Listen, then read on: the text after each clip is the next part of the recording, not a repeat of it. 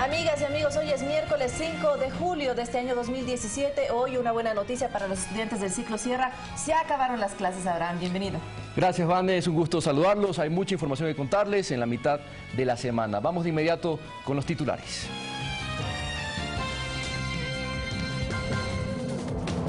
Hoy le contaremos que más de 3 horas duró el primer encuentro entre el jefe de Estado Lenín Moreno y la Confederación de Nacionalidades Indígenas del Ecuador, CONAIE.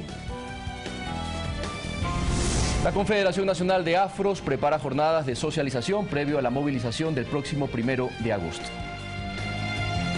Y la misión Casa para Todos, liderada por Rocío González de Moreno, recibió en la presidencia a las esposas de prefectos y alcaldes del país para solicitar su apoyo.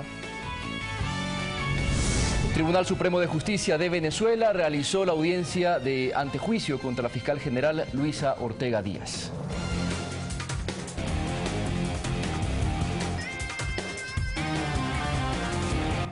Buenos días, Ecuador. El Centro Cívico Ciudad Alfaro, ubicado en las faldas del Cerro Montecristi, tiene una vista privilegiada. Desde esta construcción emblemática, que fue sede de la Asamblea Constituyente en 2008, además de un mirador natural, es un polo de desarrollo educativo, cultural, académico, social, patrimonial y turístico de Manabí. Además, contribuye a la recuperación de la cultura y la memoria nacional de la Revolución Liberal y los pueblos ancestrales del litoral. Con esta postal de nuestro bellísimo Ecuador, le decimos buenos días. Como ella misma, ay, quien fuera ahora.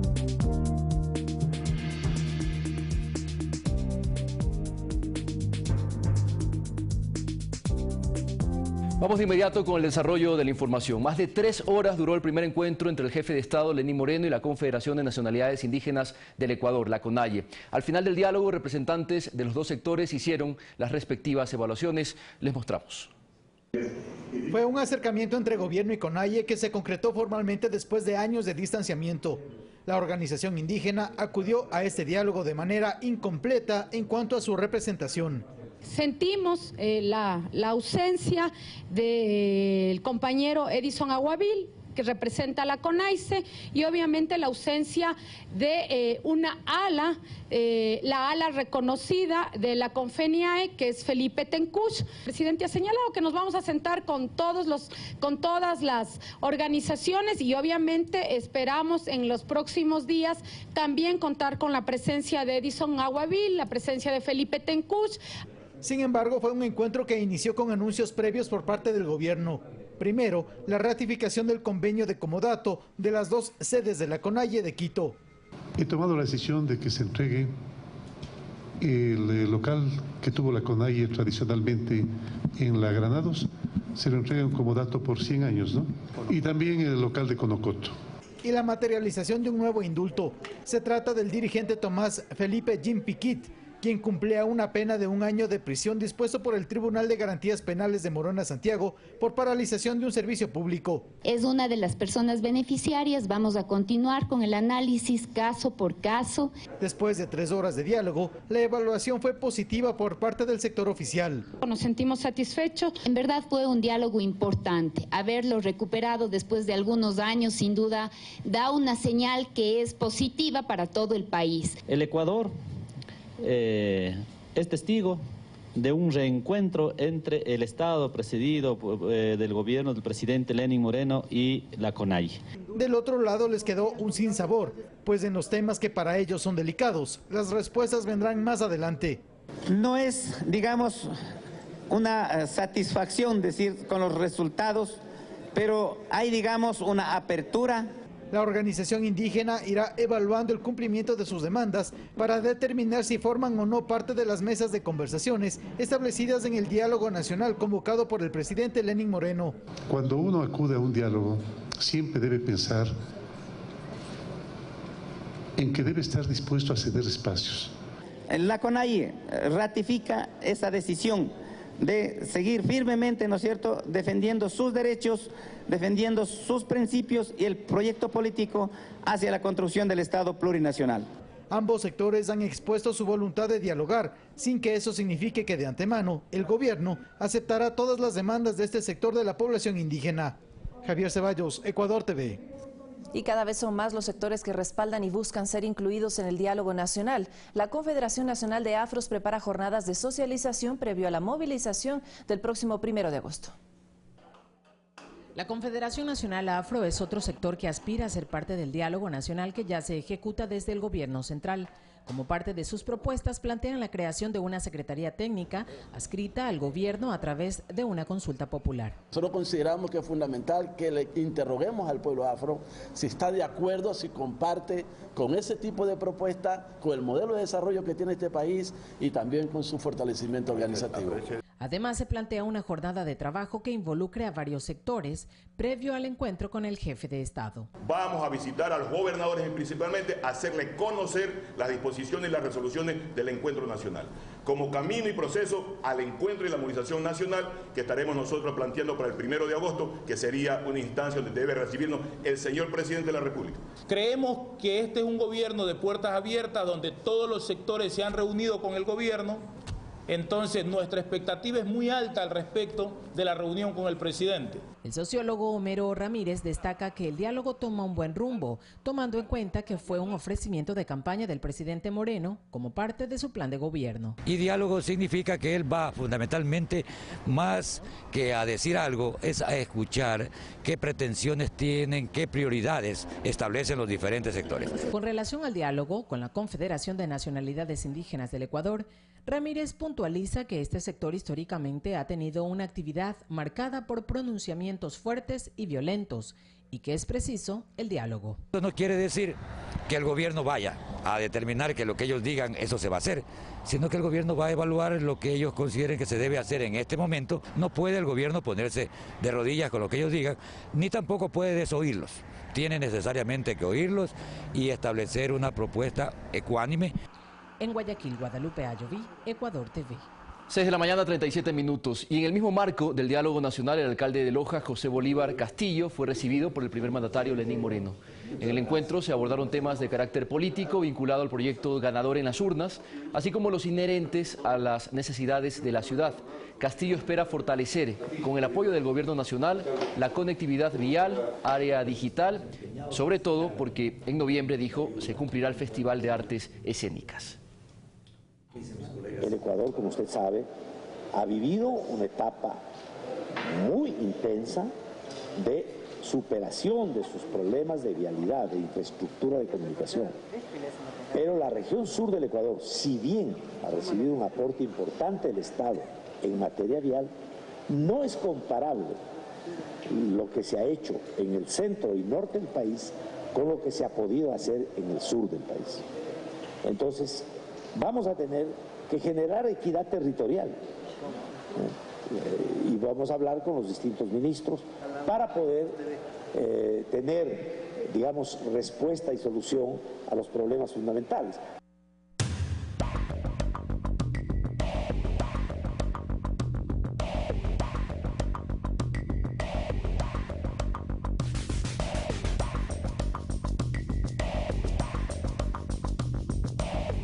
Uno de los compromisos de campaña del presidente Lenín Moreno fue el denominado Plan Toda una Vida, cuyo objetivo es cuidar a las personas desde el momento de la concepción. Dentro de esta iniciativa se encuentra la misión Casa para Todos, liderada por Rocío González de Moreno, quien este martes recibió en la presidencia a las esposas de prefectos y alcaldes de algunos rincones del país para solicitar su apoyo. Fue en el salón de banquetes del Palacio de Carondelet donde Rocío González, esposa del presidente Moreno, se reunió con las esposas de alcaldes y prefectos de Pichincha, Carchi, Imbabura y Santo Domingo. La Casa para Todos forma parte de la misión Toda una Vida. Esta misión es algo que va a cubrir todos los programas, desde que nace un niño, cuando está en gestación, hasta que Dios decide cerrarle los ojos. Aquí les solicitó sean madrinas en territorio de la misión Casa para Todos, que es uno de los proyectos más ambiciosos del gobierno para cubrir el actual déficit de vivienda en todo el país. Que es un programa que espero que ustedes lo analicen, lo acepten, lo lleven en su corazón y lo lleven a cada una de sus cantones, porque es algo que va a resultar en beneficio de todos. Irina Cabezas, secretaria técnica del Plan Toda una Vida, manifestó la importancia de contar con el respaldo de los gobiernos locales, por ejemplo, en la donación de terrenos para la edificación de casas. También va a visibilizar la sensibilidad de los alcaldes, el compromiso de los alcaldes por entregar a sus ciudadanos, a sus habitantes más necesitados, un programa en donde le dignifique sobre todo la calidad de vida. Horas antes, Cabezas anunció junto al alcalde de Quito que en la capital se levantarán 3.100 viviendas dentro del plan gubernamental Casa para Todos en terrenos donados por el municipio. Alexis Moncayo, Ecuador TV.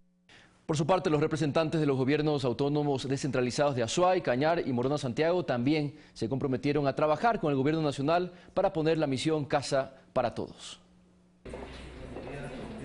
El objetivo es que los municipios de las provincias de Azuay, Cañar y Morona Santiago conozcan el lineamiento general y las estrategias para ejecutar la propuesta de campaña del presidente Lenín Moreno. La misión Casa para Todos dentro del plan Toda una Vida. Y ustedes como representantes de los gobiernos autónomos descentralizados también juegan un rol clave en el acompañamiento y en el apoyo precisamente para el levantamiento de esta información y sobre todo la actualización del registro social. Una misión gubernamental que pretende construir 325.000 nuevas viviendas en todo el país. Para las 191.000 familias más pobres serán casas sin costo alguno.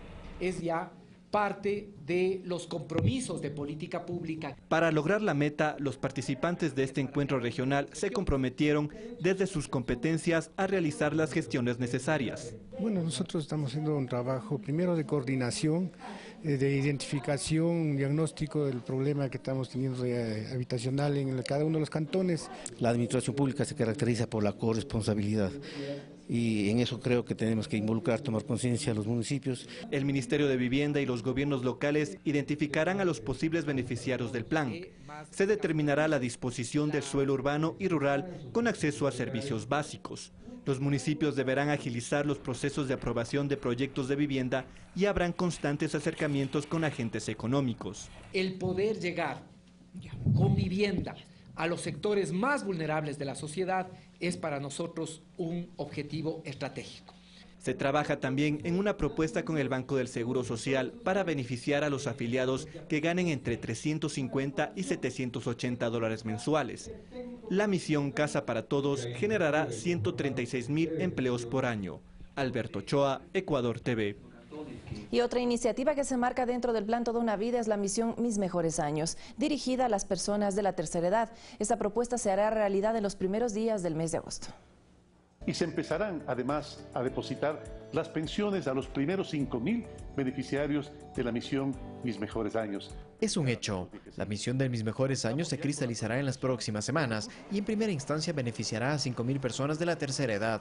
Y es que lamentablemente la vejez es para muchos ciudadanos un sinónimo de soledad, pero para quienes no disfrutan de una pensión jubilar, la situación es peor. César Salazar tiene 71 años. En pocas palabras dice lo que se siente al llegar a la tercera edad. Ya somos marginados de cualquier trabajo, cualquier empleo. En vez de vivir alegre, mejor soy más triste, más complejado, sin trabajo.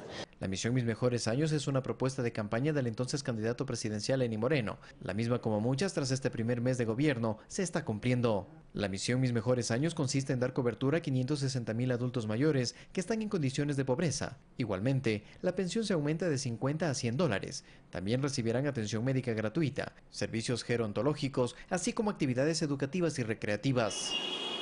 María Felisa Tacituña y Simón Bolívar Tapia aseguran que eso es la mejor noticia que han recibido en su vida, ya que se continúa de esta forma con un postulado del proyecto político de la Revolución Ciudadana, que es velar por el bienestar de la población en general. Porque cuánta gente que no ha tenido nada, toda la vida, resultó como un milagro. Yo le agradezco bastante al señor Correa y si sigue el señor Lenín Moreno haciendo eso está bien porque hay gente que no tenemos. Para César Salazar y María Bastidas, esto no es sino una muestra de toda una política que ha llevado adelante dicho proyecto político. El presidente Correa por lo menos dejó un principio para que el continuismo siga. Lo que a los opositores no les gustaba eso, que siga el continuismo. Que nos ayuden porque también ya estoy en la tercera edad. Marcia Bastidas y Bolívar Tapia aseguran que la misión Mis Mejores Años lo que hará es devolver la dignidad a los adultos mayores. Ya es diferente, pues ya hay preparación para también darles albergue, cultura, alguna cosa a los mayores. Está bien para el rescate de la dignidad del ser humano. El gobierno tiene pensado invertir $300 millones para atender a los más de 500.000 adultos mayores que serán los beneficiados de este programa. Carlos Flores, Ecuador TV. El próximo 14 de julio, el Gobierno Nacional presentará al país la propuesta del Plan de Desarrollo 2017-2021, mientras que la proforma presupuestaria para lo que resta del presente año será enviada a la Asamblea hasta el 28 de este mes. El anuncio lo hizo el presidente de la República, Lenín Moreno, durante su informe semanal de este lunes. Hay una adecuada planificación de la inversión y del gasto público, acorde a nuestros ingresos. En la elaboración del Plan Nacional de Desarrollo 2017-2021 trabajan las EMPLADES y el Consejo Nacional de Planificación. Esta última instancia es presidida por el vicepresidente de la República, Jorge Glass. El mencionado plan está orientado a delinear las líneas de acción en las que trabajará el gobierno. Planificamos el cumplimiento del programa de gobierno y el cumplimiento de las propuestas y prioridades del presidente. Para su diseño se recogen los aportes que surgen del diálogo nacional convocado por el jefe de Estado y de la participación ciudadana a través de la página web de la Secretaría de Planificación. Tendremos un plan nacional de desarrollo corto, concreto, sencillo. Mientras que en la presentación de la proforma presupuestaria 2017, el gobierno se adelantó en el plazo de 3 meses que da la ley para su envío. En el documento, el régimen plasmará una de sus prioridades. En esta proforma están los objetivos que nos hemos planteado, así como el de reducir paulatinamente el déficit fiscal. Para este objetivo, el equipo económico trabajó en establecer un adecuado plan nacional de inversiones. Así lo mencionó días atrás el ministro de Economía y Finanzas, Carlos de la Torre. Se ha establecido un techo para el programa anual de inversiones de $5.454 millones. Además, el gobierno nacional garantizará el adecuado funcionamiento de los servicios públicos y fortalecerá la dolarización. Una economía al servicio de la sociedad. Actualmente se trabaja con el presupuesto prorrogado del año 2016. Esto sucede cuando es año electoral y existe cambio de gobierno. Rodrigo Galvez, Ecuador TV. En otro tema y con el desmonte de las salvaguardias, las importaciones se incrementaron en un 58% durante junio, mientras que la recaudación aduanera superó en $260 millones la meta anual establecida para el primer semestre de este 2017. En un conversatorio con medios de comunicación, el director del Servicio Nacional de Aduanas del Ecuador dio a conocer las cifras de recaudación aduanera del primer semestre de 2017. Se superó en un 43% la meta anual, con $1.664 millones, es decir, 260 millones más que el año anterior. En su mayoría, la recaudación se origina por bienes de consumos duraderos. También se puede ver ya un aumento de recaudación en ciertos bienes de capital y en ciertas materias primas. Esto lo que nos está diciendo es que el sector importador está demandando productos para producción. También hay novedades con respecto a las importaciones. Tras el desmonte de las salvaguardias, en junio de 2017 crecieron en un 58% en comparación con el mismo mes del año anterior, pasando de 313 millones en 2016 a 495 en este año. La gente está demandando productos, por lo tanto los importadores están realizando importaciones para suplir esa demanda. Según Mauro Andino Alarcón, director del SENAE, la medida surtió efecto, ya que se evitó la salida masiva de capitales en un momento de shock externo a la economía ecuatoriana. Y hay que tomar las medidas y sacar las medidas de acuerdo a las necesidades que tengamos en el comportamiento económico. Estamos, digamos, saliendo del momento difícil, no podemos jugarnos o no podemos arriesgarnos a que salgan en mayor medida las divisas antes de que entren las divisas por las importaciones. Ahí hay que tener cuidado. Asimismo, con el objetivo de mejorar la recaudación y proteger la industria local, se han fortalecido las políticas para evitar el contrabando. Solo en el mes de junio fueron aprehendidos bienes valorados en $800.000. Sofía Montoya, Ecuador TV. 6 de la mañana, 49 minutos. En operativos interinstitucionales se verifica la reducción del IVA al 12%. También hay control sobre la disminución de precios por la eliminación de salvaguardias a 2.691 productos. Para William Viveros, quien compra productos para alimentación y hogar quincenalmente, desde el mes de junio los precios se han reducido. Lo atribuye directamente a la disminución del IVA del 14 al 12%. Los anteriores que he hecho la compra, pues sí, un 5, un 10%. En este mes se ha visto que se ha rebajado un poco. Para verificar que esto ocurra, varias instituciones como el SRI, Superintendencia de Poder de Control del Mercado, y el SENAE realizan operativos conjuntos por distintos establecimientos. Entonces venimos a comprobar con la facturación tanto de las adquisiciones como de los proveedores que se hayan dado esas rebajas. Y aunque no se han encontrado novedades, desde el SRI se alerta a la ciudadanía sobre los canales de denuncias. Lo propio con la aplicación de la Superintendencia de Poder del Control de Mercado. Una vez que se identifique algún tema anticompetitivo dentro de la inspección que se están realizando, eso pasará a un tema de investigación. También se inspecciona la reducción en los precios de productos que anteriormente tenían salvaguardias, pues desde el 1 de junio fueron eliminadas. Los productos que más grabaron salvaguardia anteriormente fueron lo que es producto de las frutas, manzanas, duraznos, peras, uvas, lo que es impresoras, lo que es para más que nada imprenta, la ropa, textiles. Sofía Montoya, Ecuador TV. Carlos Pérez, ministro de Hidrocarburos, informó que existe un gran interés por parte del sector privado para invertir en la construcción de la refinería del Pacífico. De igual manera, se refirió a la producción petrolera nacional. En Quito se desarrolló el primer encuentro empresarial Ecuador-Unión Europea. Este cónclave sirvió para que el empresario ecuatoriano conozca los pormenores de cómo exportar sus productos a Europa. Este jueves en Guayaquil se reunirá el Consejo Consultivo, Productivo y Tributario, donde se continuará con el delineamiento de planes y estrategias que ayuden al pequeño, mediano y gran empresario a llegar a ese mercado. Y en Manabí se constituyó la primera red de asociaciones de economía popular y solidaria reconocida y amparada por las leyes ecuatorianas para ejercer su actividad, la misma que brindará servicios de alimentación, limpieza, textiles, funerarios, eléctricos y metalmecánicos. El objetivo de esta unión es ampliar el mercado de estos emprendimientos. Actualmente en esta provincia hay cerca de 1.200 asociaciones que generan fuentes de empleo. El secretario nacional de Educación Superior, Ciencia y Tecnología, Augusto Barrera, mantuvo un diálogo con representantes de la pequeña industria en Ecuador con el propósito de crear una agenda de trabajo conjunta que permita articular las políticas públicas educativas de acuerdo a las necesidades de este sector. Se habló sobre el proyecto de creación del Instituto Técnico y Tecnológico para pymes, además de levantar un centro de transferencia tecnológica en Quito. Y en la Asamblea Nacional se analizan varias normativas para contribuir en la lucha contra la corrupción. Así, por ejemplo, en días pasados el movimiento Fuerza Compromiso Social entregó el proyecto denominado Ley Bisturí. Desde el bloque de Alianza País se habla de la posibilidad de establecer la muerte civil para autoridades y funcionarios que estén involucrados en actos ilícitos, mientras que la oposición plantea fortalecer las instituciones y mejorar los procesos de selección de autoridades de control. Con 11 votos, la Comisión de Justicia de la Legislatura aprobó el informe para segundo debate del proyecto de ley orgánica para la aplicación de la consulta popular. Recordemos que el pasado 19 de febrero, el 55.12% de ecuatorianos votó a favor de la prohibición que autoridades de elección popular y funcionarios públicos posean bienes o inversiones en paraísos fiscales. Con esta norma, además, se fijan reformas a varias leyes vigentes. Se espera que en esta semana el Pleno sea convocado para conocer la normativa en su totalidad. Y este miércoles a las 22 horas por Ecuador TV, en el programa Palabra Suelta, en exclusiva, Javier Lazo entrevistará al expresidente del Ecuador, Rafael Correa. En este espacio se abordarán temas personales, así como del trabajo que realizó en su gestión. Además, se tratará la coyuntura actual. Este encuentro será uno de los últimos eventos públicos del ex jefe de Estado antes de su partida a Bélgica el próximo 10 de julio, país en el cual tiene previsto radicarse junto a su familia.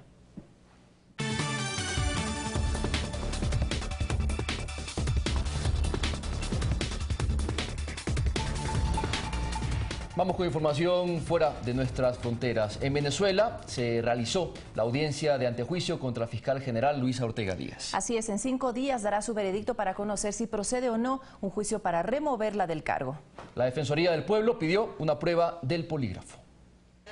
En 5 días, el Tribunal Supremo de Justicia de Venezuela dará a conocer su veredicto sobre el inicio o no de un juicio contra la fiscal Luisa Ortega como paso previo a una posible destitución. Esto luego de realizarse la audiencia de antejuicio para exponer los argumentos de defensa y de acusación por faltas graves en el ejercicio de su cargo. El diputado oficialista Pedro Carreño presentó documentos que revelan que la fiscal general, quien desconoció y calificó al Supremo de ilegal, sí participó del proceso de selección de los magistrados. Su firma está en las hojas de las sesiones realizadas el 10 y 16 de diciembre de 2015 y en enero enero de 2016 cuando fueron posesionados. Ella juega, reitero, el ruin y deleznable papel de atentar contra las instituciones. También conocida como detector de mentira o experticia de la verdad, colocando en severo riesgo la paz de la República. La fiscal Luisa Ortega no asistió al antejuicio de mérito, ya que asegura que será removida de su cargo. En su lugar acudió a la Defensoría Pública, que pidió la suspensión de este proceso. Esto es un golpe de Estado. Ortega ocupó altas funciones en el gobierno de Chávez y fue quien acusó a Leopoldo López para su encarcelación. En los últimos 3 meses se volvió una fuerte crítica del régimen de Nicolás Maduro, quien durante una reunión rechazó que la oposición convoque a un plebiscito simbólico para este 16 de julio. Los mecanismos y los resultados de cualquier proceso electoral del país se llama Consejo Nacional Electoral. Fanny Lara, Ecuador TV. Y en ese mismo país, la noche de ayer, el ministro del Interior de Venezuela, Néstor Reverol, informó que un avión de transporte aéreo del Ejecutivo que iba con 9 pasajeros cayó al mar cuando intentaba realizar un amerizaje de emergencia, tras informar que tenían una falla de control. Todavía se realizan labores de búsqueda y se desconoce si hubo heridos o muertos. Vamos a información en otro sector de América Latina. En Bolivia denuncian amenazas contra la vida del presidente Evo Morales. Mientras que en Estados Unidos muestra su preocupación por el lanzamiento de un misil intercontinental por parte de Corea del Norte. Aquí nuestro resumen de Noticias del Mundo. En Brasil, una comisión de la Cámara Baja comenzó a debatir este martes la denuncia por corrupción que la Fiscalía formuló contra el presidente Michel Temer. El objetivo es nombrar al diputado que actuará como instructor de este caso. De alcanzar los votos necesarios, Temer se apartaría por 180 días del cargo, caso contrario se mantendría en el poder. Estados Unidos confirmó que el misil lanzado por Corea del Norte es intercontinental. El misil voló 37 minutos, lo que implica que el régimen de Kim Jong podría tener la capacidad de atacar Alaska. Es la primera vez que Pyongyang logra lanzar un misil de estas características de manera exitosa. La ministra de Comunicación de Bolivia, Gisela López, denunció que el presidente Evo Morales ha recibido amenazas de muerte a través de la red social Twitter. Durante una conferencia de prensa desde el Palacio de Gobierno, atribuyó las amenazas y los insultos contra Morales a la derecha radical nacional e internacional que utilizan cuentas anónimas. Se inició en Perú una huelga indefinida de médicos a nivel nacional que abandonaron sus puestos de trabajo para exigir la salida de la ministra de Salud, el cumplimiento del presidente Pedro Pablo Kuczynski de aumentar el presupuesto para este sector. Además, piden el pago de la deuda que el gobierno tiene con el Seguro Integral de Salud, que suma $227 millones. El Papa Francisco ofreció el Hospital Pediátrico de Roma para recibir a Charlie Gard, de 10 meses de edad, luego de pedir a las autoridades de Londres que sus padres puedan acompañarle y tratarle hasta el final. El presidente Donald Trump también brindó su ayuda para un tratamiento experimental en su país. Un tribunal de derechos humanos dictaminó que sea desconectado este 13 de julio, ya que padece de una rara enfermedad genética que debilita su cerebro y musculatura de manera progresiva. Los padres de Charlie indicaron que incluso se rechazó el pedido de llevarlo a morir en su casa. Fanny Lara, Ecuador TV. El reloj marca las 6 de la mañana con 57 minutos y recuerden ustedes, amigas y amigos, que los medios públicos están a su servicio. Revisemos de inmediato los titulares en nuestros portales electrónicos. Comenzamos con la Agencia Pública de Noticias Andes. Expresidente Correa discrepa sobre entrega de sede a la CONAIE. Ahí tenían la agencia Andes recogiendo esta información que también trascendió en la red social Twitter. Nos quedamos en Andes para decirles también que la esposa del presidente Lenín Moreno continúa recabando apoyo para el proyecto nacional Casa para Todos. En otro ámbito de la información, Esteban Paz confirma salida de Munúa de Liga de Quito y analiza el crítico momento del equipo AUL. Tenemos ahí el audio, por supuesto, y llega nuevo técnico, ¿no? Nuevo técnico. Entiendo que es Pablo Repeto. Pablo Repeto, sí. No está muy contenta la hinchada blanca. Vamos a ver. Bueno, también hay una información que se está reseñando que tiene que ver con este diálogo. Gobierno y CONAIE sostienen diálogo amplio, extenso y respetuoso. Así lo afirmó la secretaria de Gestión Política, Paola Pavón. Información que usted puede ampliar en la agencia de noticias Andes. Y tenemos uno más antes de irnos para Diario El Telégrafo. Uruguayo Pablo Repeto llega para reflotar a Liga de Quito, lo que estábamos comentando. Así que, amigas y amigos, se pone al rojo vivo el Campeonato Nacional de Fútbol. Vamos de inmediato entonces a Diario El Telégrafo, decano de la prensa nacional. Ahí está, hacemos clic nada más.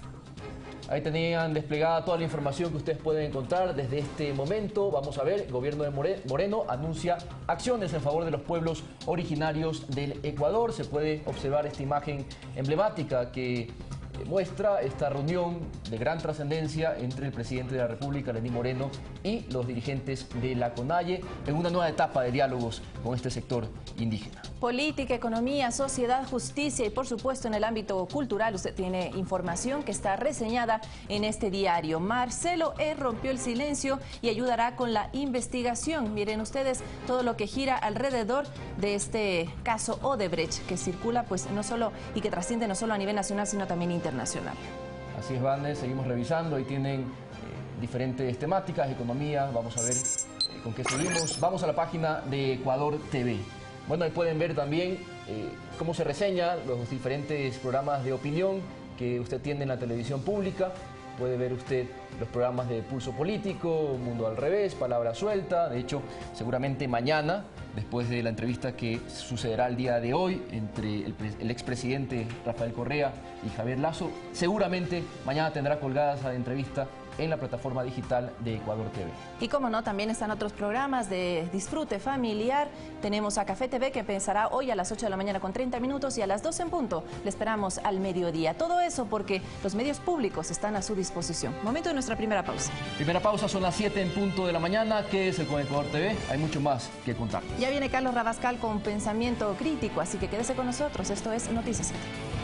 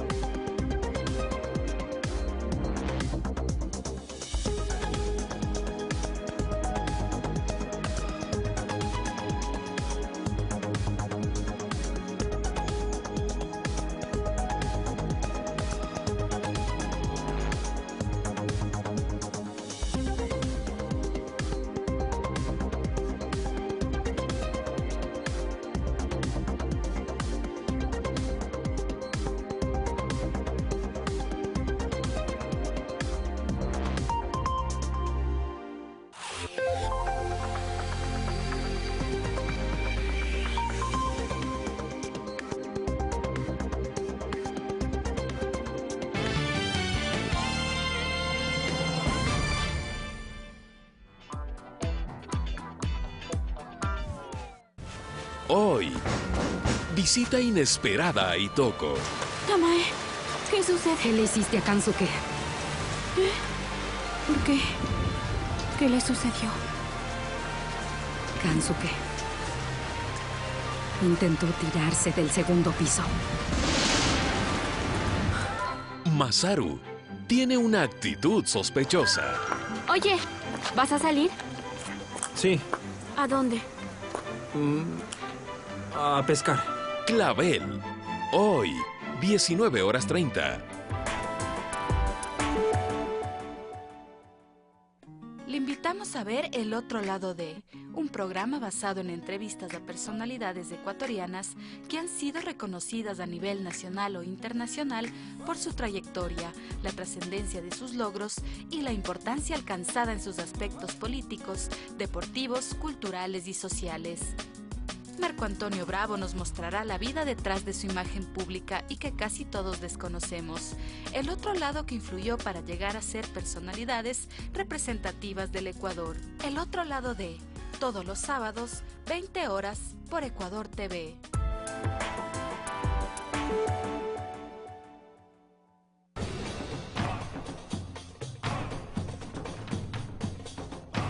Historias de vida. Seres que asumen su propio destino como un desafío permanente. Somos Memoria. Domingos 20 horas por Ecuador TV.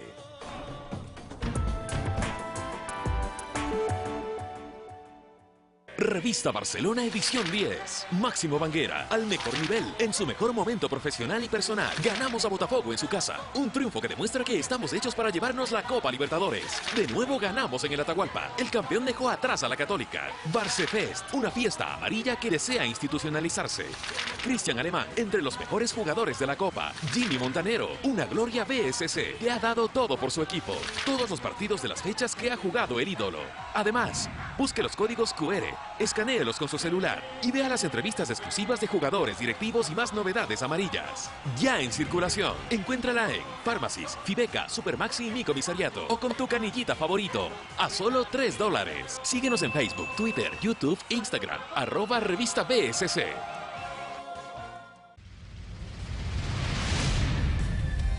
Vive una aventura llena de tradiciones, cultura y colores con gente alegre, entusiasta y trabajadora, que desde la mitad del planeta te invita a descubrir la magia de Pichincha.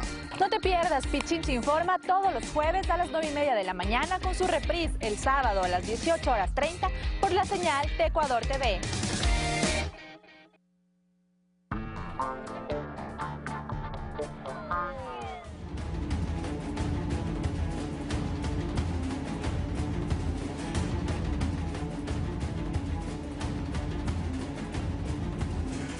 Muy buenos días, amigos televidentes, bienvenidos. Esto es Pensamiento Crítico, soy Carlos Rabascal y usted está sintonizando su medio público Ecuador TV. Antes de iniciar Pensamiento Crítico, mil gracias y muchas gracias por la sintonía, los comentarios del día de ayer de un tema que es tremendamente importante, la necesidad de dar un tratamiento multidimensional al tema de las drogas. Bueno, el día de hoy tendremos en Pensamiento Crítico la propuesta la siguiente. Walter Spurrier, analista económico y director de la publicación especializada de Economía y Finanzas, Análisis Semanal, con quien vamos a hablar sobre las perspectivas económicas de este segundo semestre del 2017, que sentarán las bases para el resto del ejercicio gubernamental, por cierto. Y luego estaremos con Fernando Carrión, experto en seguridad ciudadana, catedrático, investigador, para hablar sobre el tema de cómo tenemos que enfocar este tema de la prevención del consumo de droga y cuál es el tratamiento adicionalmente que se le debe dar a todo el tema de la droga en sí. Iniciamos. Walter Spurrier en los estudios de la ciudad de Guayaquil ya se encuentra con nosotros. Walter, muy buenos días, gracias por haber aceptado nuestra invitación y voy con la primera pregunta.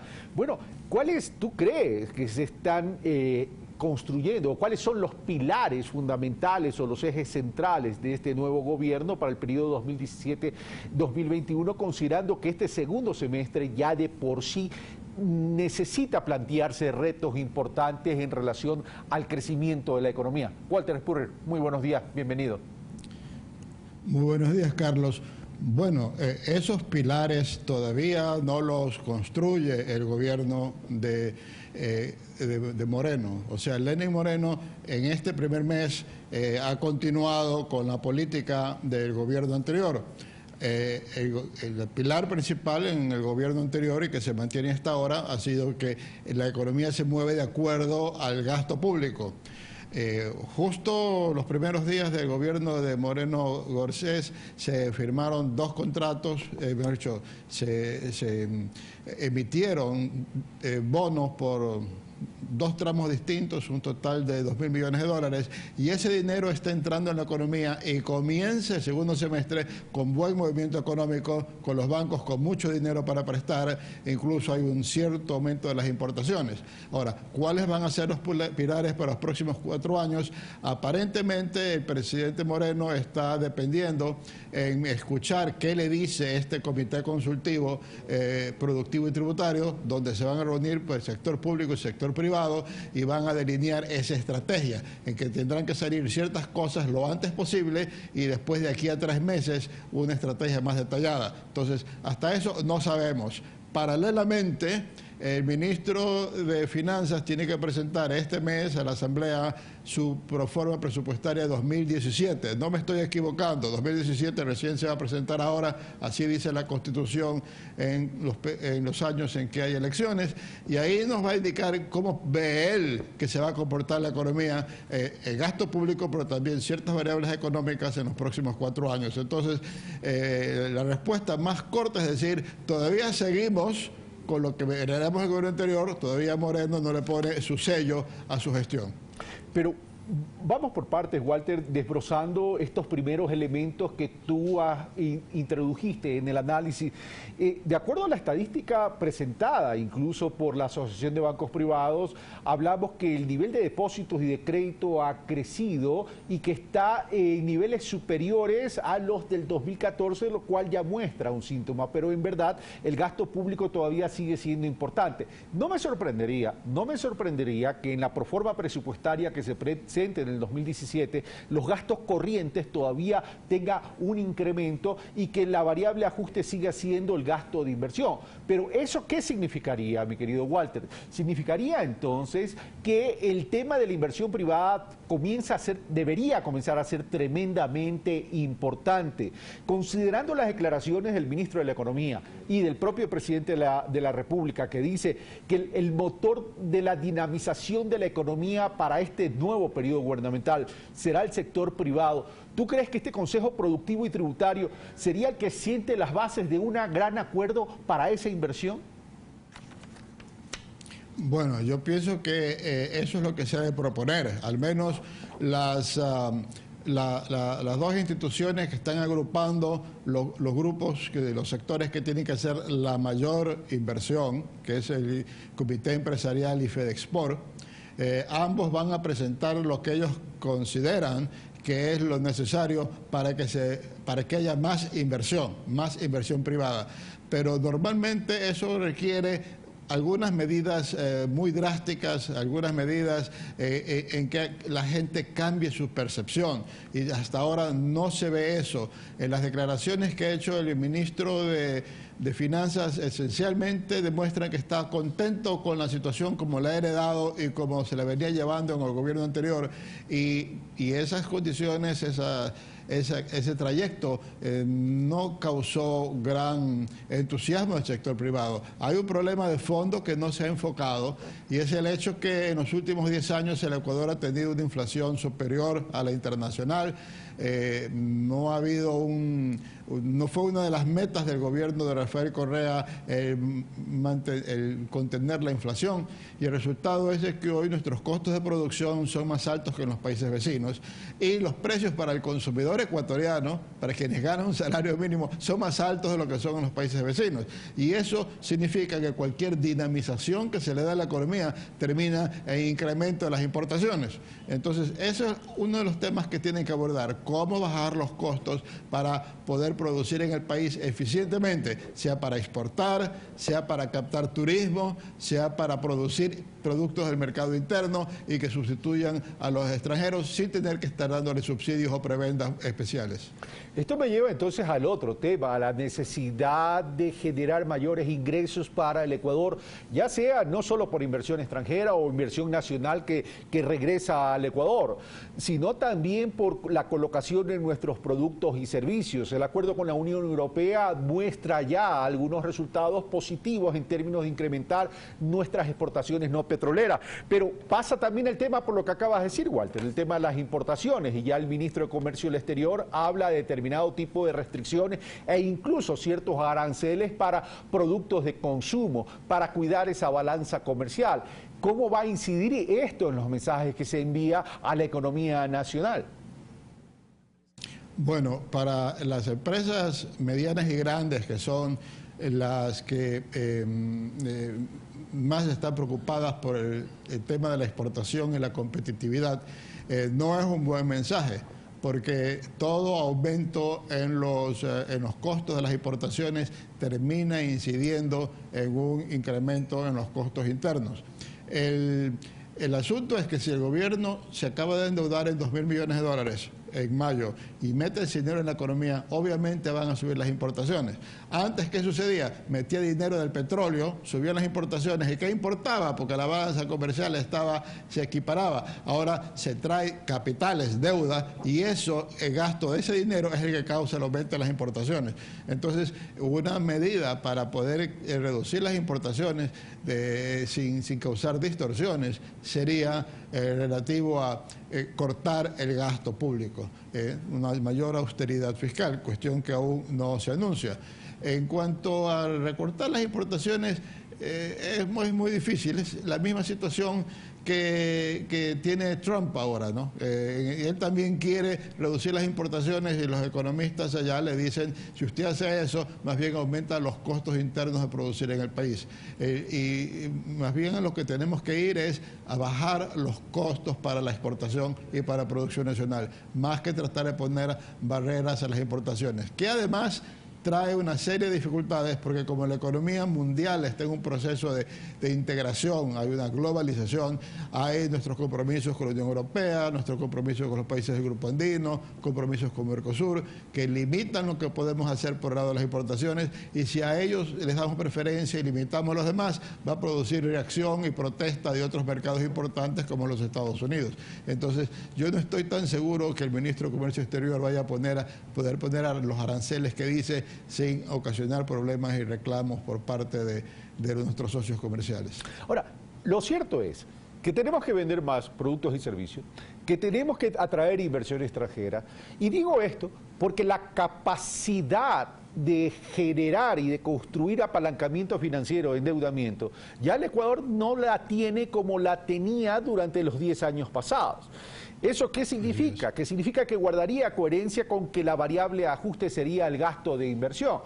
Por tanto, si planteamos los escenarios que tú estás planteando, Walter, no hay muchas opciones, entonces, en cuanto a la hoja de ruta a delinearse. Por tanto, ¿tú crees que en los próximos días, una vez presentada esta proforma presupuestaria, que ya va a decir mucho, se va a establecer ese pilar o ese eje central de la economía que estamos queriendo que se nos indique los ecuatorianos?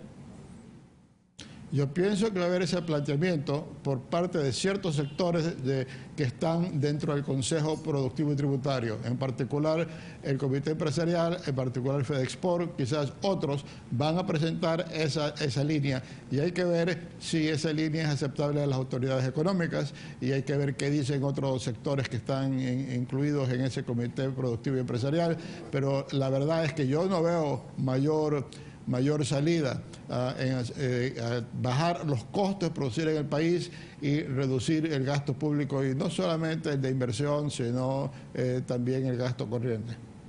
Pero si el tema entonces pasa de no poderse endeudar, de tener que controlar el gasto público, significaría entonces que para que el gobierno pueda financiar sus propuestas de campaña, fundamentalmente el programa de toda una vida, significa que los ojos fundamentales estratégicamente sería el sector minero y el sector hidrocarburos. Serían parte. El problema, el sector minero está próximo a tener una enorme expansión. Lo que sucede es que en la primera parte de esa enorme expansión es la exploración y posteriormente el desarrollo de la mina, y toma muchos años antes de que se pueda pensar en que comience a generar divisas. Generará empleo, pero en 10.000, 20.000 empleos puede estar generando, tampoco es una como el petróleo, que tampoco generó una enorme cantidad de empleos, pero por ejemplo los campos, las minas que estaban listas para explotarse, estaban listas de antes del mandato minero allá por el 2008, recién estarán a finales de 2019 exportando, y las otras están muchos más años atrás. El sector petrolero es una posibilidad, y el ministro actual ha mostrado pues gran conocimiento del sector petrolero, que obviamente no tiene, había sido ejecutivo de una empresa petrolera, pero eso también toma su tiempo, ¿no? Entonces yo pienso que también hay que pensar en qué hacer para que el país exporte más. Tú mencionaste, Carlos, las exportaciones a Europa, eso ha ayudado mucho, pero estamos hablando de los 5 productos en que el Ecuador es líder mundial. Ahí nos ha ido bien, pero nada más se ha desarrollado en exportación en el último año. Entonces, en ese sentido hay que ver cómo hacer para que haya otras cosas que se importen en la exportación, y cómo hacer para que el Ecuador sea más atractivo al turismo. Eso también pasa parte por menores costos, para que el Ecuador sea atractivo a nivel de costos al turista en relación a lo que son los países vecinos. Y procesos de mediano y largo plazo. Y ya para ir terminando, Walter, tema de dolarización y tema de empleo. fortalecer la dolarización habla todo el mundo, mantener la dolarización habla todo el mundo, pero el tema es cómo la fortalecemos. O sea, a ver, esto no se trata de intención, se trata de acción. Queremos la dolarización, creo que al Ecuador le ha ido bien con la dolarización, más allá de los conceptos ideológicos, pero ¿cómo la fortalecemos? Es decir, con todo lo que hemos hablado, ¿tú crees que sería la herramienta para fortalecer, bajando la estructura de costo y para fortalecer la dolarización, exportando más y trayendo inversión extranjera? ¿Esa es la receta mágica para fortalecer la dolarización? Bueno, la receta de la dolarización es que el país sea atractivo a los capitales, o sea, de que sea atractivo traer dinero. Por ejemplo, si en el Ecuador se considerase que si el capital internacional considerase que hay seguridad jurídica y si no fuera por el ISD, el impuesto a la salida de divisas, es muy posible que hubiera mucha inversión en papeles de la banca, porque el Ecuador tiene tasas de interés pasivas más altas de las que tiene Estados Unidos y es la misma moneda, porque invertir en tasas de interés a depósitos en Colombia o en Perú o en Chile hay un riesgo cambiario, en el Ecuador no hay. Entonces, esto podría significar más dinero que entra al Ecuador y a la final los bancos con tanto dinero que les vendría podrían bajar los intereses. O sea que lo importante es que haya condiciones para que entren divisas. Pero cuando tenemos un impuesto a la salida de divisas, el que no se pueda sacar las divisas significa que no quieren entrar, porque uno no entra a un sitio al que no va a poder salir. O sea, uno no entra a un cine porque es gratis y le dice cuando va a salir que tiene que pagar. Entonces, en ese sentido, yo pienso que la dolarización, si el marco legal es adecuado, se defiende solita. El problema es cuando se toman medidas que no van de acuerdo con la dolarización. Y ya para terminar, el tema del empleo. La propuesta son 225.000 plazas de empleo, pero no solamente hay que generar las plazas de empleo, sino que hay que mejorar el empleo ya existente. ¿Hacia dónde estamos yendo con relación a los primeros mensajes que envía el actual gobierno? Considerando que todavía tiene un poquito más de 30 días, ¿no? Bueno, yo pienso que la propuesta de Lenín Moreno de dar crédito a los emprendedores y condiciones blandas es una buena propuesta. Yo sí pienso de que a nivel de pequeños emprendedores, ahí se crea muchas plazas de empleo en relación al capital que se invierte. Entonces, eso lo encuentro positivo. Pero a nivel de las empresas existentes, hasta que no vean que el Ecuador ha superado su crisis, básicamente el exceso de gasto público que ocasiona un déficit tan grande y la falta de productividad que tiene los costos muy caros, el sector formal no va a contratar más personas. No va a contratar más personas, más bien si hace alguna inversión y se emplea, va a tratar de manejar la mayor producción con el mismo número de empleados. ¿Por qué? Porque hay una enorme inflexibilidad laboral, lo que significa que si uno contrata gente cuando le va bien, le cuesta demasiado reducir su plantilla de trabajadores en momentos que le va mal. Entonces yo pienso que el empleo de las empresas formales, probablemente lo que veamos en las estadísticas que van a salir próximamente para el primer trimestre, ya no siga la declinación de empleo formal, pero no creo que va a haber formación de empleo formal. Veo la posibilidad por el lado de los emprendedores con el buen proyecto que ha presentado Lenín Moreno, por el otro lado de las empresas existentes no lo veo. Ahora, pero el gobierno estaría apuntando a tres temas fundamentales para el tema del empleo. La gran minga agropecuaria, el tema de las viviendas, que forma parte del programa Toda una Vida, y el plan de la red vial a través de un modelo de gestión de concesiones, tanto para ampliar entre 2.000 o 3.000 kilómetros de vías nuevas y del mantenimiento de las vías ya existentes. ¿Eso sería suficiente?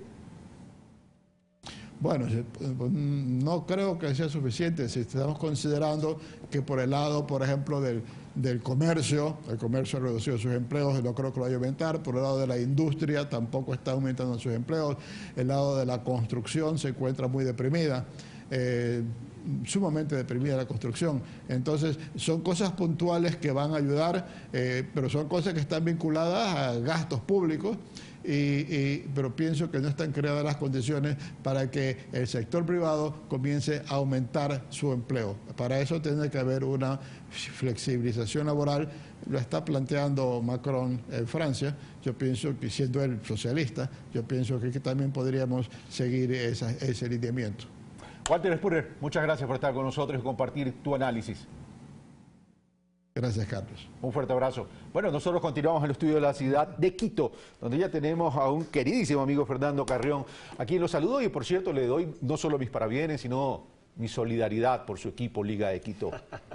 Sí, Carlos, hemos pasado una temporada bastante compleja, pero espero que con el cambio de entrenador pues las cosas vuelvan a la normalidad. Algún momento te voy a invitar solo para hablarte de tu Liga de Quito, para que los televidentes ligados, puedan también poderse nutrir de tus análisis, sobre todo sobre el tema del modelo de gestión de la Liga.